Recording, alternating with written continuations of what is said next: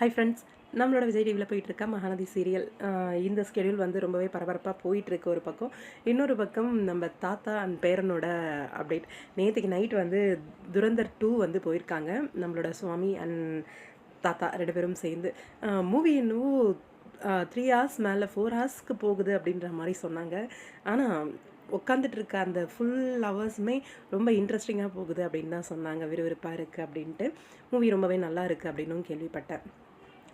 தாத்தா, பேரன் எல்லா டீமே சேர்ந்து போயிருக்கலாமேப்பா! தாத்தா, பேரன் மட்டும் போயிருக்கீங்க. ஆனா, இவங்கள தாத்தா, பேரனோட பாண்டிங் வந்து ஆன் ஸ்க்ரீன் மட்டும் கிடையாது.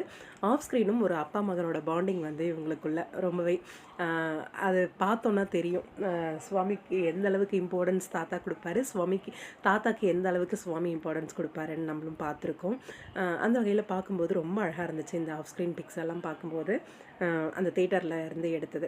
இது ஒரு பக்கம். இன்னொரு பக்கம் வந்து ரீசெண்டாக ஈவெண்ட்டுக்கு போயிருந்தார் இல்லையா, ஃபாரின் நம்ம சுவாமி. அங்கே ரோட்டில் வந்து எடுத்த ஒரு சில புகைப்படங்கள்லாம் அவரோட இன்ஸ்டாகிராம் பேஜில் வந்து ஷேர் பண்ணியிருந்தாங்க. ரொம்பவே அழகாக ஹேண்ட்ஸமாக இருந்தது.